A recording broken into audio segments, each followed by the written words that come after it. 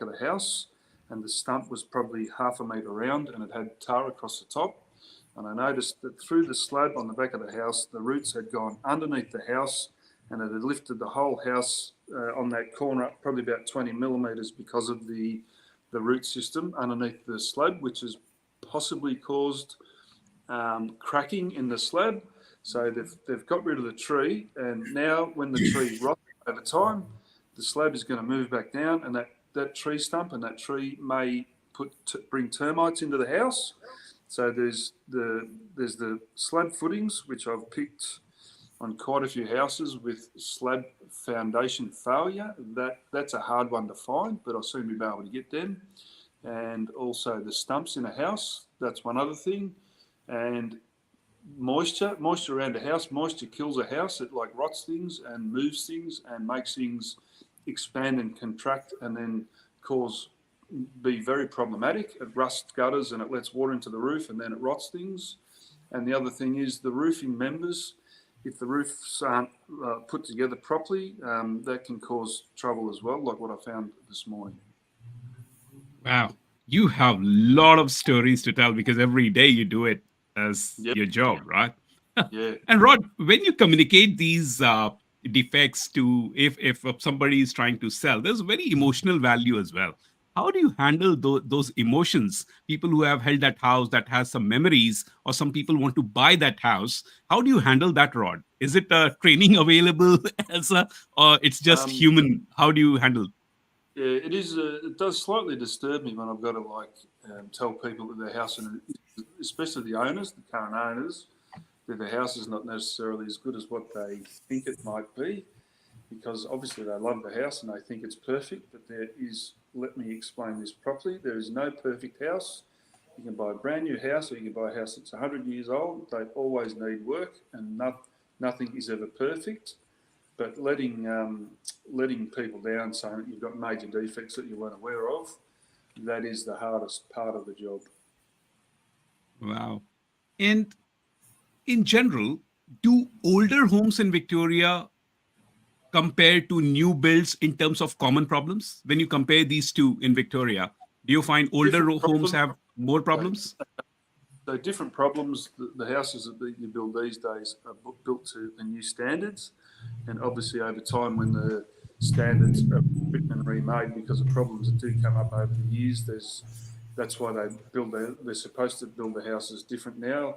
The current batch of builders, a lot of the houses I go to, because I do new construction inspections as well, which encompasses base and then frame and then lock up pre-plaster and then fixing and then handover stage. So I found a lot of defects in the houses that are newly built these days because the builders and the tradesmen aren't following the rules properly.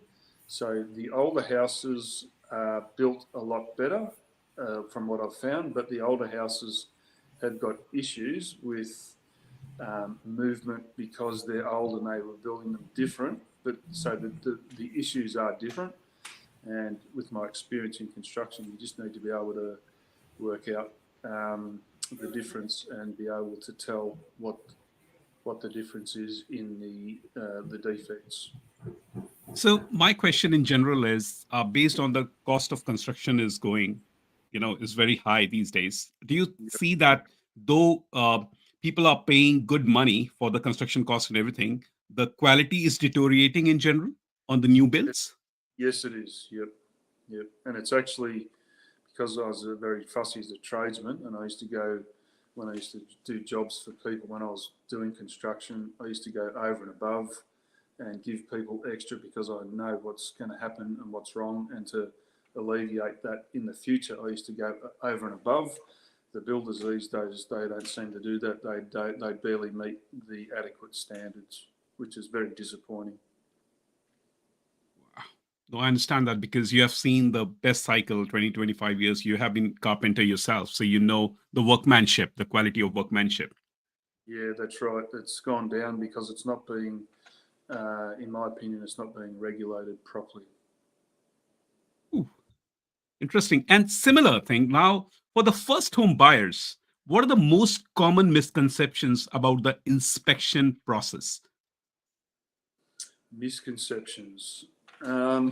Most people, unfortunately, the misconception is they look at a house and they fall in love with it and they get emotionally attached and they ask you to do an inspection. And then when you pick some of the defects, they're actually surprised and shocked because they don't really know what they're looking at. So it's their disappointment. And do you see a difference when you are dealing with somebody who had 2 or 3 properties and the emotional level of a first home buyer versus somebody who is selling or buying who has some experience in buying and selling? Yeah, a lot of the times I can talk to new home buyers. You need to talk to them different. You need to talk, when I've done the reports and I send the reports off, I take the client through the report from front to back if I know that they know very little about a house. But if somebody's been a builder or they've built houses or they've owned a few houses and they seem to know what they're talking about, I will take them through the major things that they need to do, and then I'll leave them to read through the report, and then I'll get them to ring me back if they've got any other questions as far as the smaller things go, which aren't that important. No, I think that's education as well. You're making them help them to make an educated decision as well, not just Yeah. technical based on the report. That's great, Rod, because I see the humane side of your approach as well, explaining it to when you're dealing with a first home buyer versus somebody who's experienced versus somebody, because everybody has a different attachment to a property with a different intention when they're getting in. Some are investors, it's all numbers game. Some people are for their home abode. So that that's bit. I was quite keen on what parts of house do you think most buyers overlook, and why are they important? Overlook.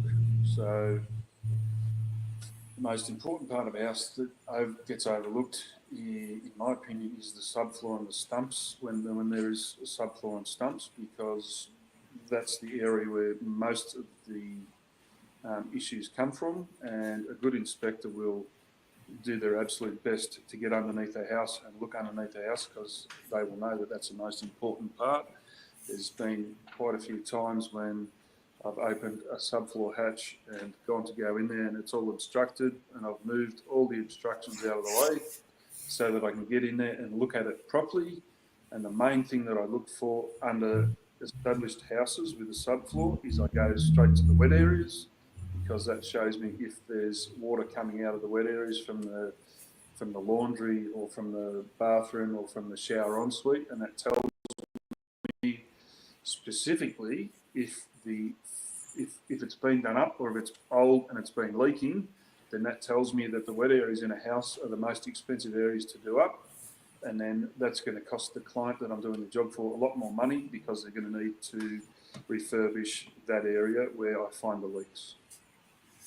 And I have a question on that. So this is mostly the houses with the stumps. What about the houses which are in the flat surface with the slabs? Houses that are on the flat, I've got a moisture meter where I put the moisture meter on the pipes around the taps on all the areas, and there's two parts to that. You put the moisture meter on there, and the moisture meter can show up no moisture, excessive moisture readings, but you also need to be very visual and vigilant about how you also look at the area in case there's leaks that the moisture meter won't pick up. Okay, understand. And then if we get into more double-storied or the houses which are the assets which are commercial, you do commercial buying, building and pest as well? I've done a little bit of commercial work here and there. It's very similar to domestic. It's just a different classification and use of the building. So you look at it in a similar way, but also in a different way. Excellent. One more question I have is, when there is a challenge to the building and pest report, etc., sometimes in the past I've seen a scenario where the conveyancers have challenged it, saying the building and pest inspector is not a certified builder or engineer, and they do not accept the report. Is that one of the scenarios which is... Yeah, that's one of my scenarios, because I'm not a registered building practitioner, but I've got a builder and his wife's an architect, and I send the reports off to them. And he basically Okay. reads the report, we talk through it, and then he writes a letter of authenticity that those major defects that I do find are legitimate, and he just signs a letter and we send a letter off and the conveyancer accepts it.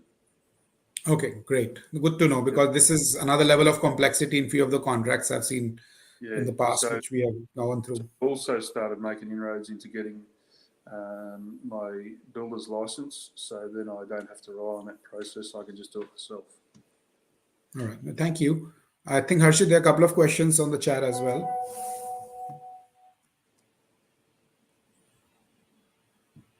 Harshit, are you on mute? Yep, I was on mute. Perfect. Yep. So the question for you, Rod, is would you consider checking plumbing as part of building and pest inspection? Meaning, would you at least check that the plumbing is there or not by turning on the taps, etc., or would you consider it out of scope?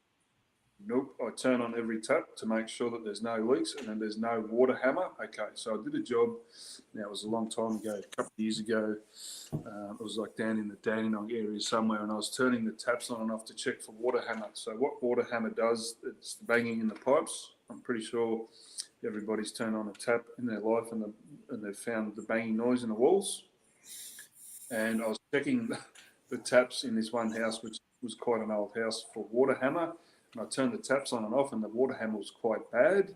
And then I went into a few other rooms, and probably 5 or 10 minutes later, I went back into that same bathroom, and the whole floor was flooded. So by me checking the taps in the walls and listening for the water hammer's ruptured the pipes inside the walls. I then called that water hammer a major defect because the pipes are rusty and they were ready to break. Wow. So that's you have to check the taps, and you also have to check the colour of the water, because if there's rust in the water, it means the pipes are rusty. And I also get underneath the floor and see if there's any leaking in the drainage pipes and the water pipes, respectively. And I also, on that inspection I did this morning, I noticed that the pipes were laying on the ground, the copper pipes. And so when the copper pipes are laying on the ground, the water from the ground moisture soaks into the pipes, and it rusts and rots the pipes out prematurely, rather than if they're clipped up and up in the air underneath the floor. So, yep, I do. I also check for electrical wires to make sure that they're all clipped up, and if I see any electrical wires exposed, that goes into the report. And in both those scenarios, I then refer the client to talk to a licensed electrician and a registered plumber to check the pipes to further assess them. And I've had plumbers go in and check the pipes, pressure test the pipes to make sure that the plumbing's okay. Wow, quite insightful. Okay. And I have a question here, Harshit, if it's okay. So I've heard that there are different types of building and pest inspections as well. Someone can have a basic one done, or someone can have an advanced one done, Yep. or they are called invasive and non-invasive sort of building and pest inspection. Is that right? Yeah, so the initial inspection is non-invasive, because the property, generally when I inspect it, it's not the property of the client that I'm doing the job for, but I have called for, now where was, I can't remember where this job was, but I noticed that there was a skirting board that was looking ordinary, and it could have been termites, and it could have been fungal decay or wood rot, and I called for a further invasive inspection with the pest inspectors to take the skirting board off with the permission of the owner to make sure that it wasn't termites. Okay. And then one general statement sometimes comes in the reports is we couldn't access the thing to be tested because of the tenants having some almirah in the front, or some, it was non-accessible pretty much. So Yep. they leave that as a general line. Yep. That is the most unfortunate part about it. If there was inaccessible areas today in both the roof and the subfloor that I couldn't get to because actually this morning there was loose pieces of asbestos underneath the floor. And when I see that, I don't go any further because my health is important. And I couldn't get underneath the floor properly because of ductwork and asbestos, but that's how it is. But I still managed to be able to see what I needed to see to let the client know that there was major defects in there. But Yeah, the obstructions is an unfortunate part about it, and it's just the way that it is. yeah, and I can only imagine the tight spaces within under the above the roof and below the home can be having wild creatures as well, the rodents and snakes and whatnot. Yeah, So, I got into a ceiling once and there was redbacks in there, so I got out oh of my it. God. Yeah, and there's also dead rats, rat feces, all that sort of thing. And when you see that, you don't want to get in there with that. You can get sick from that stuff. And also mold. There's also a particular mold that grows underneath houses when there's too much moisture under the houses, and you really don't want to be breathing that in. You can get very sick from that. Okay. So in such scenarios, the recommendation is first to get those things addressed and then do the inspection, or you just Yes. report it the way it is. Yeah, there's been many times when I've called for further inspections once the obstructions have been rectified. Okay. That's Good the to only know. way. I don't want to get under a house and find exposed wires and get a shock, and I don't want to breathe in asbestos, and I don't want to get sick from mold and all that sort of thing. So that just needs to be cleaned up and made available for further inspection at a later date. Yeah. And the old heaters with carbon monoxide sort of dangers and those fireplaces where the Wall pigeons can furnace. make nests and all those things. Yep, you can see the old ones. That's not a part of the report. I don't check any appliances because I'm not an appliance expert, but there has been a few times when I've put in the reports for your information.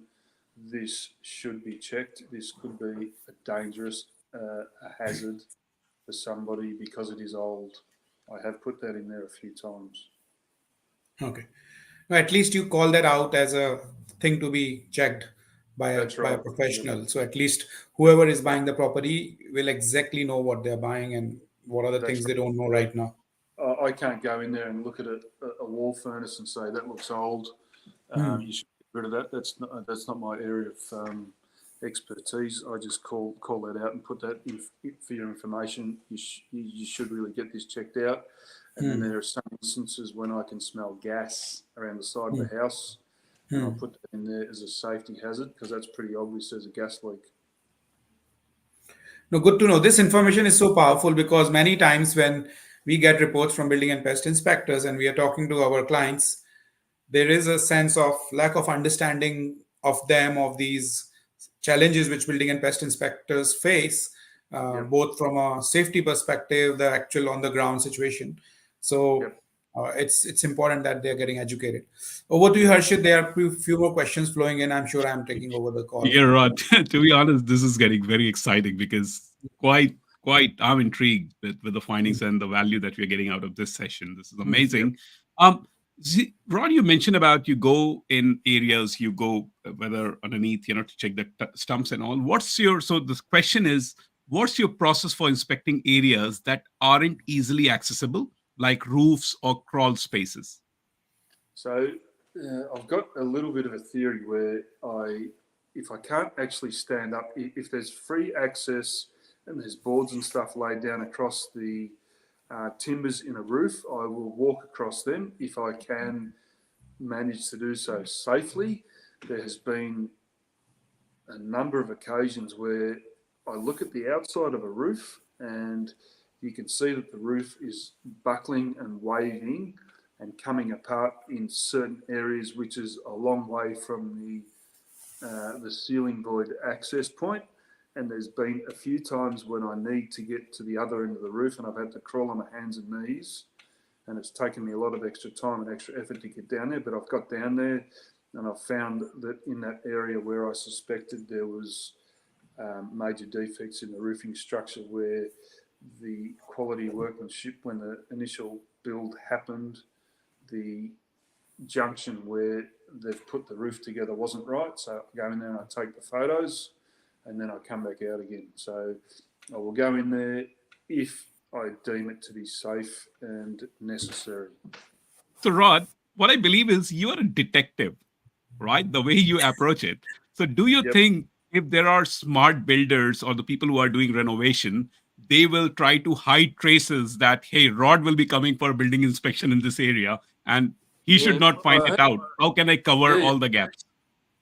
sometimes they put furniture and stuff in front of things that they don't want me to see, and so I used to do the dilapidation reports for the government, and I went into a place and I saw something. It was a long time ago, 5 years ago. I saw something up against the window or something somewhere, and I thought that looks out of place in that room. So I then, when the owner wasn't there, I moved it to the side and found that the owner had covered up like cracks and stuff, which was already there. So I took the photos and just put it back again. And I had the distinct feeling that she was going to try and make a claim against the government about the damage that she was trying to cover up because she wanted it fixed because it was already there. Wow. Interesting. That makes your job really exciting. Some Yeah. 007 work as well. Sorry? Some James Bond related stuff as well. Yeah, I don't know what it is. I just seem to be able to see things in construction and in the inspections that I'm sure other people don't see it. But anyway, that's what I'm like. So, Rod, if a guy, a builder who has done something, so they must be like, if Rod is coming for an inspection, he will find something. I have to be careful. Is that a message goes to the people if Rod goes for an inspection? Yes, I have relayed that on a number of occasions where the builder and the real estate agents sometimes do it as well, where you can see they're a little bit nervous and they start talking about something, and I think something doesn't sound right here. So then what they do is they alert me to what's going on by their mannerisms. Yeah, that happens. Rod, Interesting. And I have a question. Yeah, go Sorry. ahead. Yeah, so regarding the tight spaces, I've heard about that there is a instrument like which has a camera at the tip of it, and it can be sent under the subfloors where there's a tight space which has a light and a camera, and you can take Yep. photos of the stumps or same in the roof cavities, and then you can evaluate by the photos. Yep. Is that what you guys use as well sometimes? I don't have one of them. No. I've got a drone that I use that I put up in the air if there's a roof that I need to look at. But I don't have anything that looks underneath the floor like a line camera or anything like that. No, I haven't got that. Yeah, but these sort of things are used in the industry. Is that Yes, right? yeah, they are. Yep. Yeah, but Okay. see, sometimes when you put those cameras in there, that can be. So there's a clause in the Victorian Building Association Guide to Standards and Tolerances where it says that it must be viewed from a normal viewing position. So if I was to get that camera out and do that, that would be an illegal inspection in some cases. Okay, got it. Yep, but I have got a mirror. I've got a telescopic mirror that I look under and around and in areas that I think there might be defects. And I've also got a thermal imaging camera which can tell me difference in temperature, which shows me that there is temperature variation, which will tell me if there's leaks or even if a ceiling or a wall is properly insulated. Wow, fascinating. Now I realize, Rod, sometimes Puru, he comes in our BNI meeting on Wednesday morning with something. I said, why you need a mirror? Didn't you groom up, why he's walking with something in his hand? Now he told me what is the reason behind it. Yeah, that's right. When I pull that mirror out, when I do new construction inspections, when the builders are there and I pull the mirror out, you see the look on the builders' faces. They think, this guy knows what he's doing. I'm worried. That brings me to a next question, Rod, from one of our audience. It's when do we need structural engineer recommendation?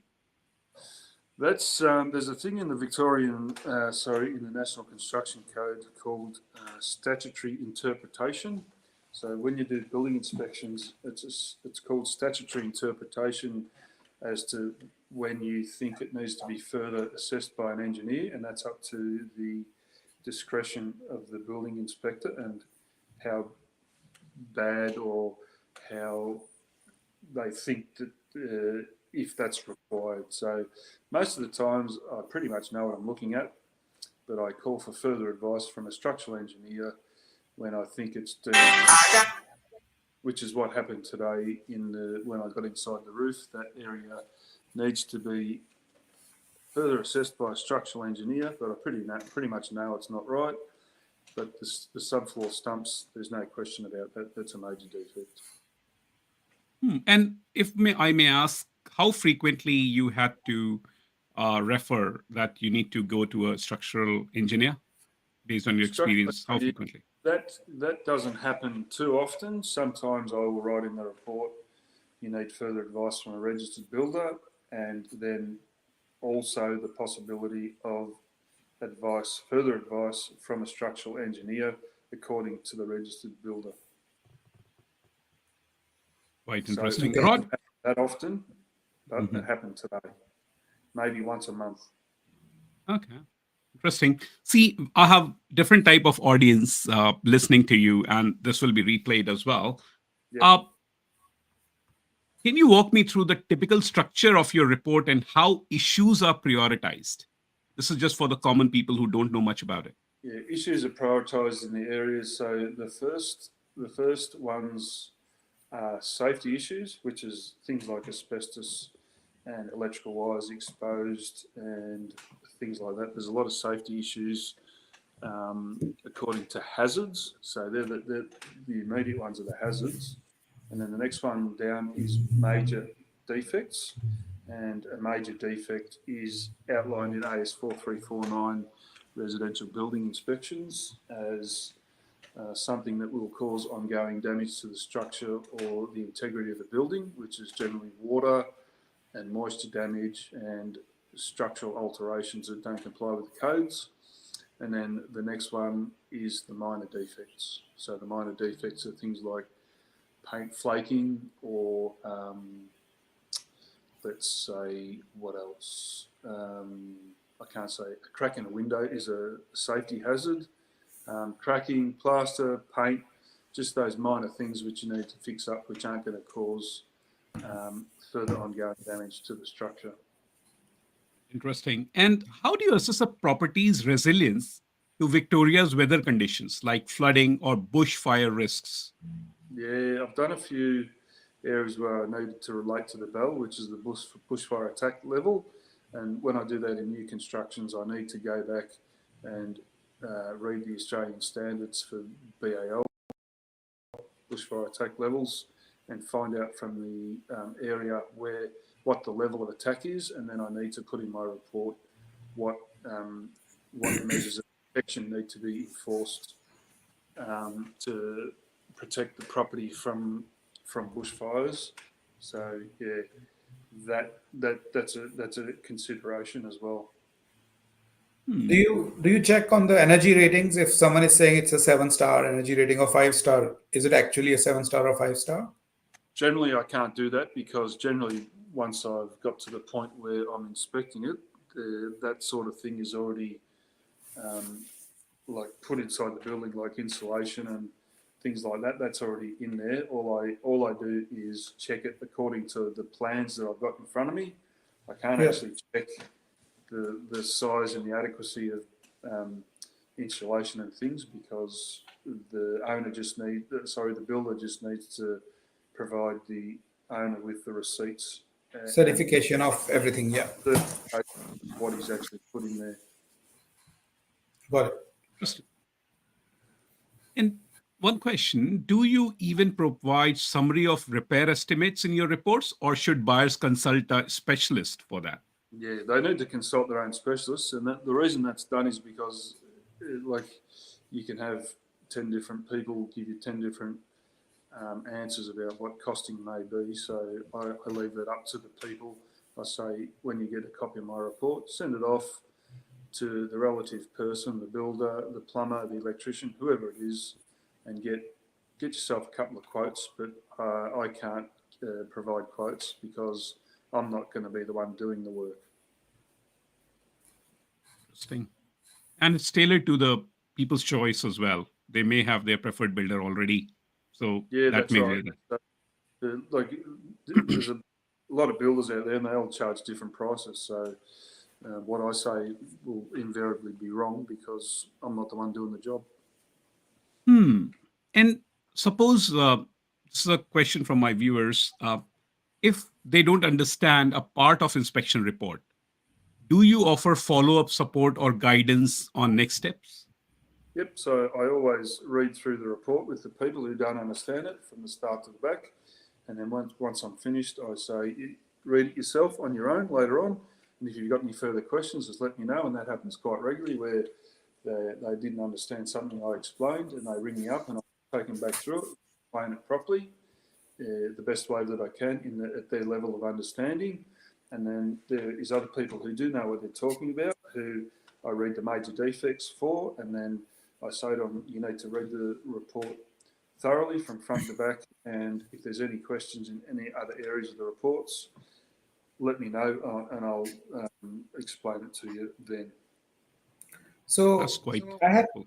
I had a complicated contract settlement where the building and pest inspector gave us a report based on which the buyer wanted to walk off, but the seller real estate people said we will get a building and pest inspector from our side as well, and they are challenging the report of your building and pest inspector. Yep. So you have been in those scenarios? That can be done. That's never happened to me.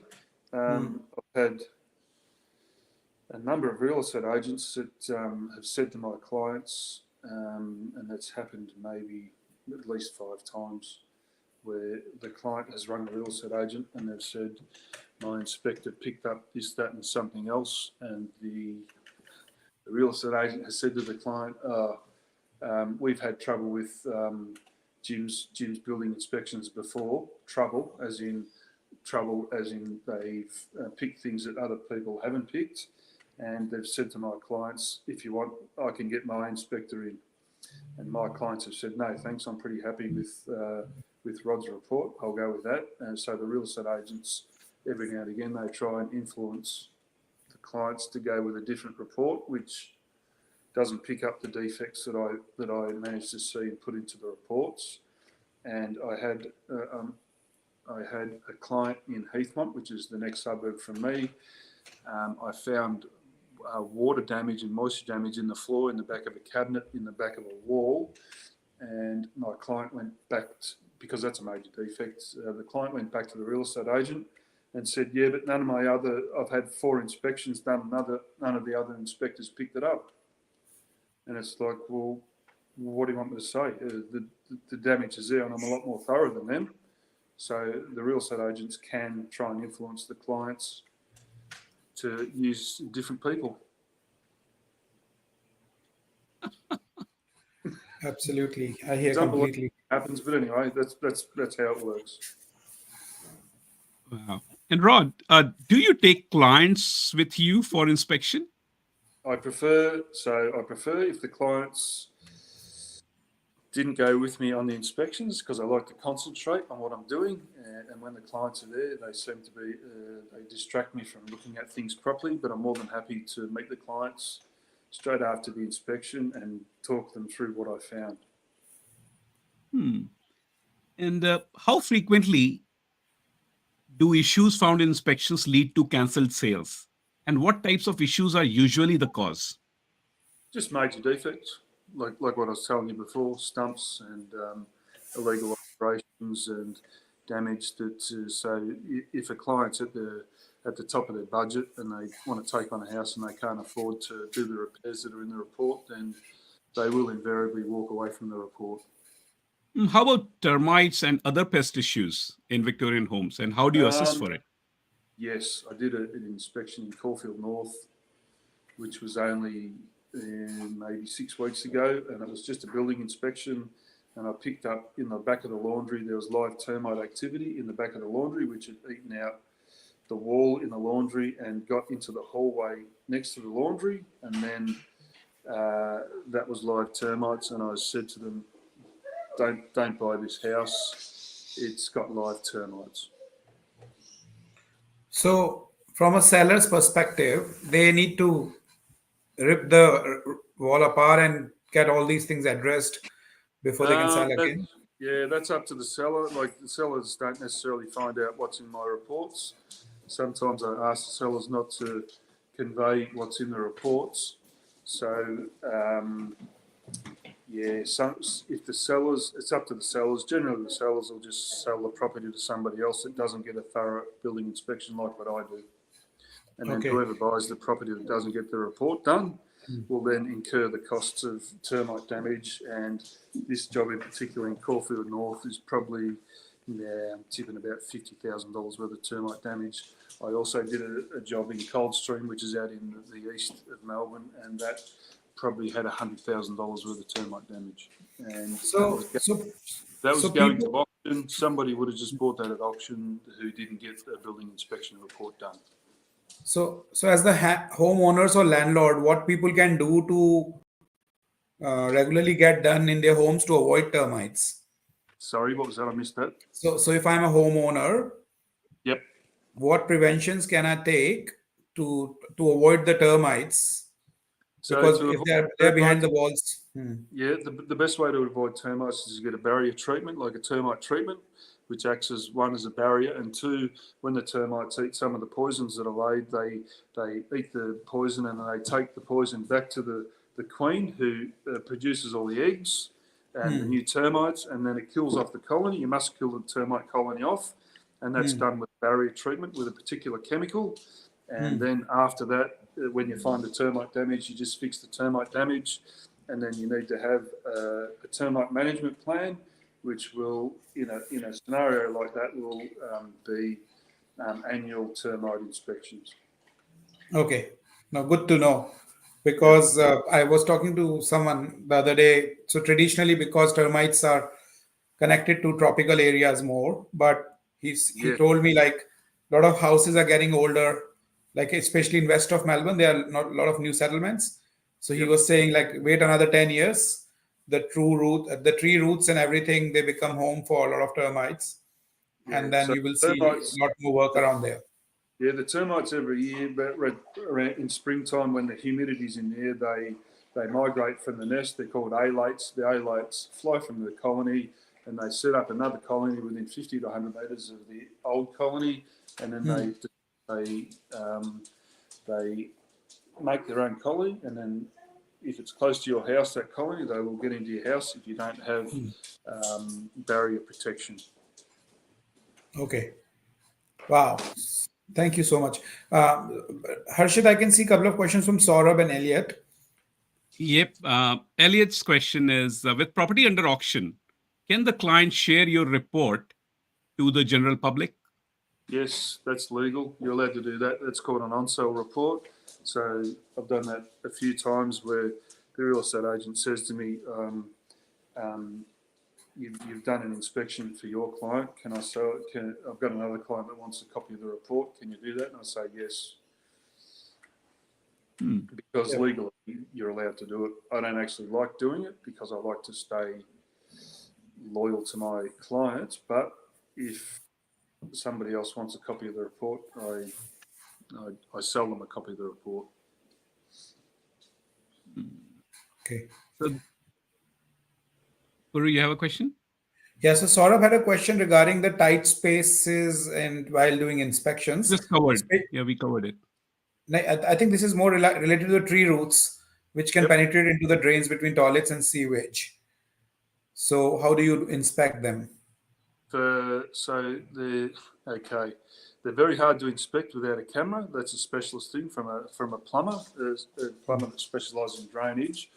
But I did a job in Kew and I noticed that the guttering was all rusted off, and there was a tree at the front of the house, and the roots had gone up the pipes and started to disturb brickwork on the outside of the wall. So that one was pretty much easy to see for me. I'm not sure if anybody else would have seen it, but sometimes you can tell if the roots have come up the pipes and into the area.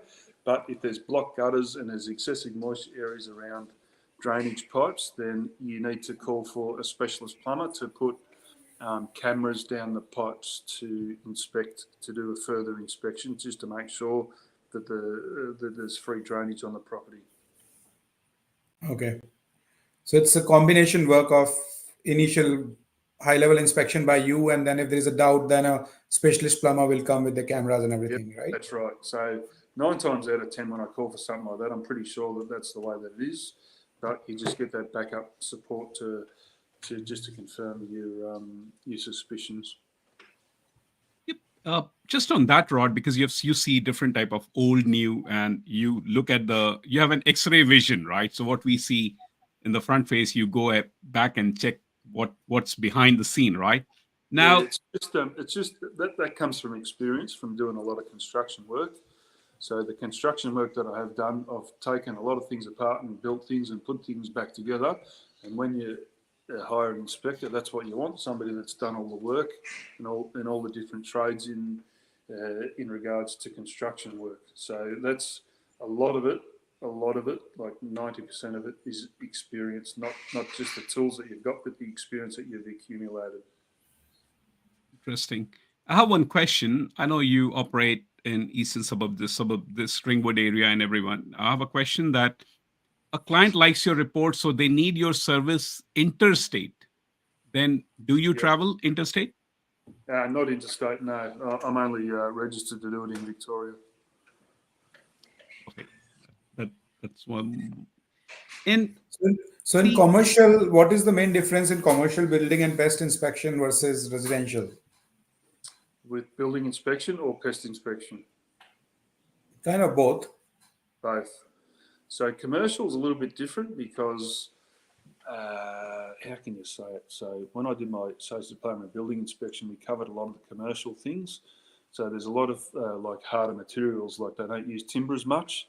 So you need to know a little bit more about concrete and bricks and steel structures and the way that roofs are put together, and also the intended use of the property. So there is a bit of difference there. It is very similar, but there is some differences you need to know. Yeah, so, and that's what I was getting to. So the type of business being run there, that can define the checklist of your inspection very differently. Like, for example, if it's a chemical manufacturing warehouse or a factory versus a restaurant, the type of checklist you will carry to do your checks, are they different? Yeah, no, it's not really a checklist. It's just what you're looking at is the main structure and whether there's defects to the structure of the building. It's not sort of about the intended use of the building. That's sort of a little bit irrelevant. Okay, so that's out of scope. It's sort of out of scope. I do take all that into account, but generally it's got to do with the structure rather than the use. All right. I have a question. Based on your experience, what advice would you give to buyers on maintaining a home after purchase to prevent costly repairs down the line? Okay, so I would recommend that first of all you get the building inspection done, and if you follow the inspection in the inspection report thoroughly and properly and do everything that's outlined in the report, you shouldn't have any issues. But you do need to keep a very close eye on your property about things that change or things that seem to be different, and then if that does happen, you need to contact either a building inspector or the relative tradesman that you think it may apply to. And is there any particular type of property in particular areas of Victoria that require extra caution during inspection? Yeah, probably flood areas, bushfire areas. There would be, up in the Alps, there would be snow areas.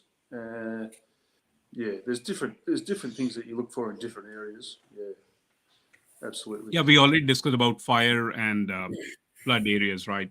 Based on the hazard and ratings and everything. So a client's recent property, which was on an acreage farm, there were things like wombat living in the roof cavity came out. Possums or wombat? I think wombat, probably a possum. Maybe. Could be possum.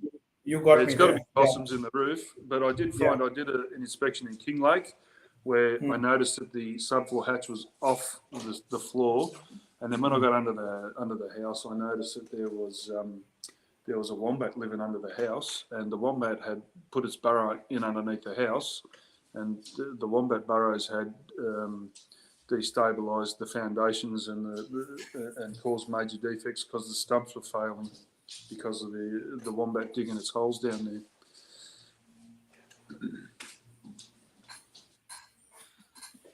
Interesting.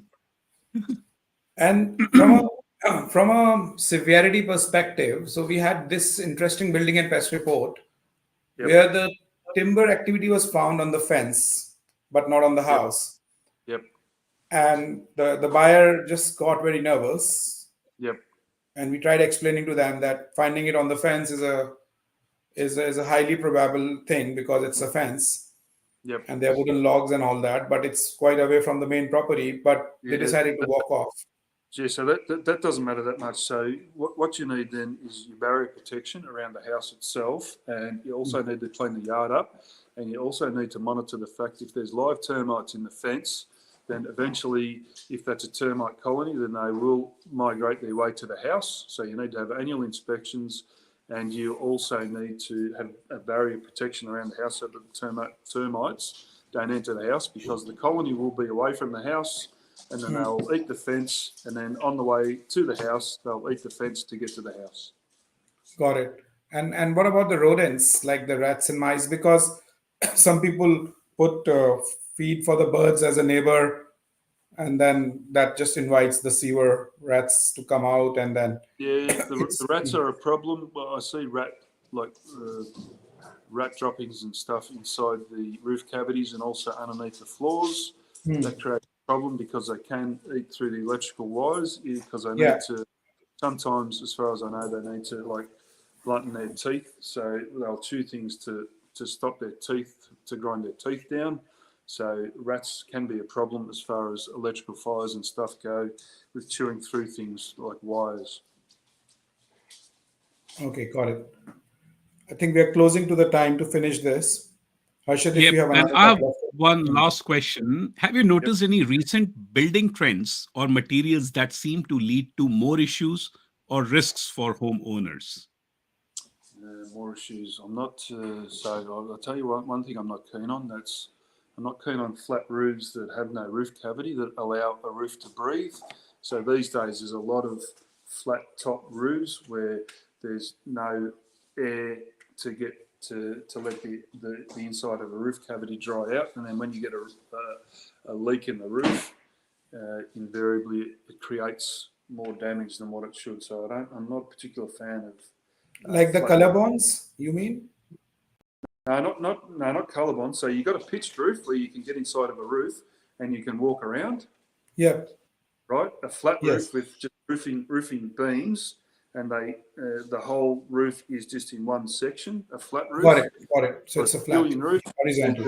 There's no airflow, so it doesn't get to dry out if there's moisture contained in the roof. Got I've it. seen effects where the roofs have sweated because it's not allowing the moisture out. Okay. And what about the double-storied homes? I've heard they have more chances of issues, or it's more about the way the work is done. Yeah, it's more about the way that the work is done, for sure, 100%. So the upper story of a house expands and contracts more than what the lower story of the house does. So the waterproofing in a new house needs to be done with a lot more meticulously, because that area does move in the wind loads. The wind loads and the torsional stresses on a building can have an impact on the waterproofing in the upper story of a house. And will there be a difference between high roof or a low roof? Which one of them is more energy efficient? That depends on the amount of insulation that's in there. So it has nothing to do with Not okay, really. makes sense. No, I just prefer my roof here's got insulation underneath the roof sheets, and it's also got it in the top of the ceiling sheets, and I've also put ventilation inside the roof cavity so that it maintains a good airflow through the roof, and I think that would possibly be better than just a normal flat roof. Interesting. Anyways, Rod, so one thing, Rod, Puru, when he was explaining about some of the real estate agents, builders, when he takes out his mirror and they get a bit sensitive. Now, Rod, if I invite you to my house or you visit Anubhav's or Puru's house, if I invite you now, I'm scared. That's right. Because rather than sitting on what's presented on the dining table, you'll be looking at, you know what, mate, you have this. So you have got that X-ray. So still socially, when people invite you, Rod, have you lost your friends just because of you being a building inspector, you change your profession? No, Or people are scared of inviting Rod to their house? I think it's pretty cool.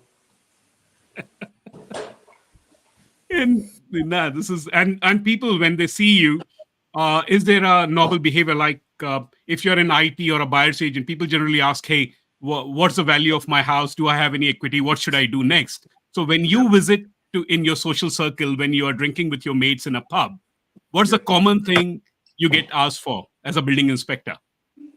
They just want to hear all the good stories like what I've just told you, pretty much.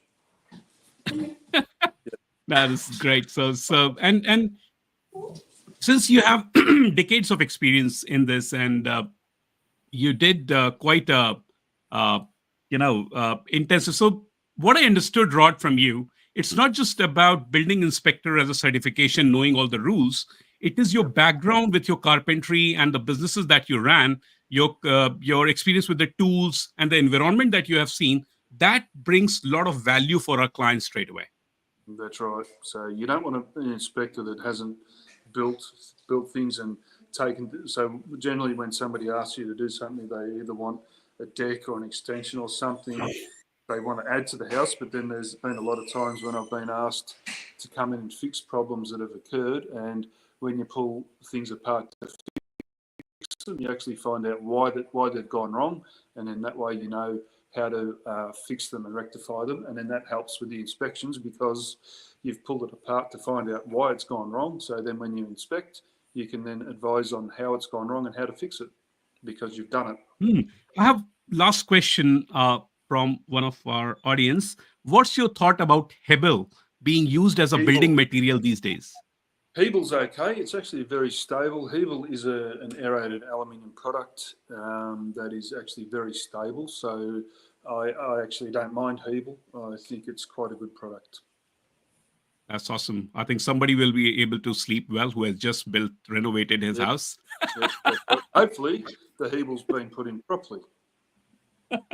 Now, all good, Rod. And I enjoyed the conversation with you, Rod, and there will be few more because because this is a live group, you're a member of this group, and my request to audience is shoot questions. Rod is member of this group, and he's part of my BNI chapter as well. So I can, if you need anything, reach out to me or Rod. We'll publish his details.